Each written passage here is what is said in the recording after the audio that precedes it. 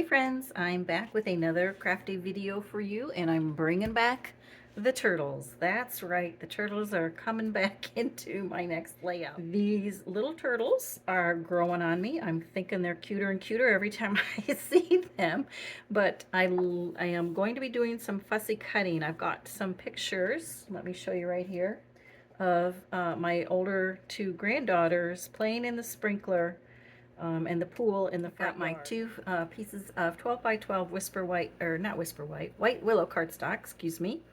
My photos I'm starting to lay out. This is my main photo here, so I want to keep that on that side. And I should show you, I'm kind of loosely basing it off of this sketch from the old Close to My Heart, Make It From Your Heart sketchbook.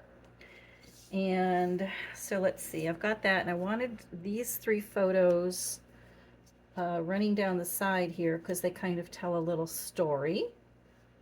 And let's see, we've got this one is a 3x4, and we've got this one here. So that's kind of what I'm thinking. Now let's talk paper. So I've got this piece. This is from my stash. This is from Close to My Heart. I think it was the Gnomes for Summer collection. And this is basically the only full sheet I have of this collection. I thought that would make it, that would go nice there. And then we've got a little strip I decided to go with. This is Strawberry Slush on the true side, which is the dark side. So decided to put that there. And then this little polka dot piece here is from the Turtley Sweet paper. So we've got that. We're going to put that there like that. And I have mounted all the photos except for these three on the Balmy Blue cardstock, or it might be Azure Afternoon. And let's see, let's do the same thing for this side, and I'll show you why in a minute, why I did not mount those three photos on the blue cardstock. So we're going to do the same thing over here. Let's put this one down. And then the Strawberry Slush piece goes like that. And then we've got the little strip of the polka dot from the Turtley Sweet paper. Now these three photos are going to run down the center here, like so. And then these photos are going to go something like this. But down the center here is going to go this strip that I will cut in a banner shape in just a minute. So that's why I did not mount those on the oops, this one's going up here, on the blue cardstock, because that's kind of what this is here. Then I wanted a strip across the bottom, and I decided to go with this pattern piece from the Turtley Sweet. That's the opposite side. I will never use these turtles. I don't know anybody playing music anytime soon, but I really liked this dark green as opposed to the lighter green. I thought it went better with the grass. It's kind of that deep, rich green that the grass is. So this is actually going to get scooted underneath here. Now let's see, about that far up. I'll work on all the placement when I get everything kind of laid out. And then of course we want the same thing on the other side as well. And I am going to go ahead and sponge all the edges just to help everything kind of stand out a little bit. And then we have this one little strip across the top going like this here, and that's going to go underneath. So I can just cut that off, trim that off right there, because you don't see actually too much of that. And the same with this one here. And that will go just right like that. Okay, so that's where we are so far. So let's see. We need to dovetail the end of this piece. And let's see, that piece measures about 3 inches. So we want to make a little slit at about 1.5 inches. I don't want it to be super deep. And then I will just go from the corner to the center and then repeat that on the other side. Okay, so I'm going to Then, like I said, this will go under here. All right, so I'm going to go ahead and get everything sponged and laid down, and then we will come back and talk about embellishments and the title. And I'm showing you that I have decided to use shaded spruce to do all my sponging.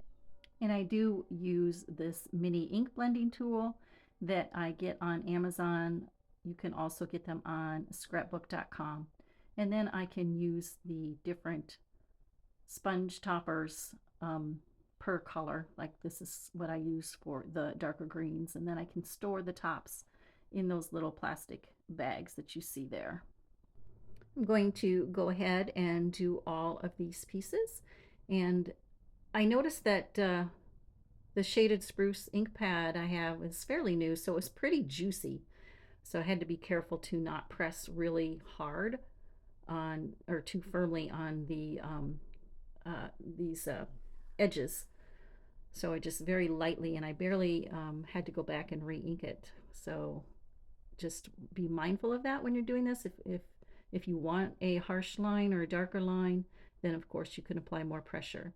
But I was just careful to gently go on the edges of my cardstock and designer series paper, so I just get a subtle ink blended edge.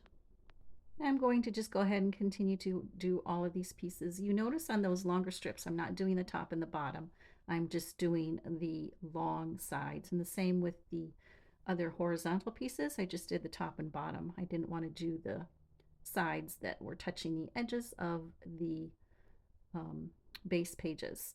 So what do you think about ink or sponging the edges of your cardstock and papers? I like to do it, but there's a lot of people that don't want to spend that extra time to do it. So it's just personal preference. If you don't want to do it, you can totally leave this step off of it.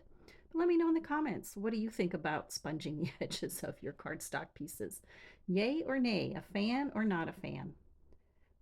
So as I continue to finish up the sponging, let me just tell you a little bit about these photos and the day that the girls and I had together. They were here for a sleepover, and this was very recently, and they had been out riding their bikes, and it was hot, so Izzy wanted to get out the pool and the sprinkler, and Charlotte had forgotten to bring her bathing suit. They are responsible for packing their own clothes, even though they are only 8 and 5, and they usually do a pretty good job. But Izzy was playing around in the sprinkler, having a good old time, and Charlotte wanted to play, and I finally convinced her to just go ahead and jump in the water in her clothes, and she had a great time. She finally decided to do that. All right, so now I'm showing you that I want to work on the title, and I brought in that party alphabet die, and as you can see, I've also got that little turtle fussy cut and that little sprinkler from that Close to My Heart stamp set. And I found this stamp set in my stash, and it had this pool on it, and I thought that was perfect.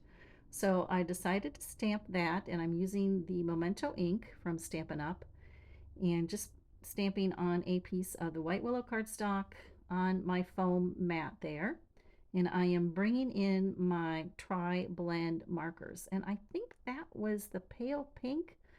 I'll have to look at that and let you know. And I will have all those supplies listed for you down in the description box. So if you're interested in seeing what I've used, what products I've used on this layout, please be sure to go down to that description box and check it out. And then I decided for the pool to use that blue marker from Stampin' Up, and then also use the clear shimmer brush to add a little bit of shimmer and shine. So I've got the little turtle on his back, which kind of looked like Izzy flopping around in the pool there. And you see I've brought in my swivel tip blade to cut a slit in the pool so the turtle can just slide right in there. And I am taking those letters, I'm going to die cut them on that matching strawberry slush. And before I tear those down, I decided to do a little bit of mixed media behind the title. So I took the Distress Oxide ink and smushed a little bit on my all-purpose pad, and I added a little bit of shimmer from one of my glitter brushes, and I will pick up that ink with the cellophane bag and just smush it around on my cardstock.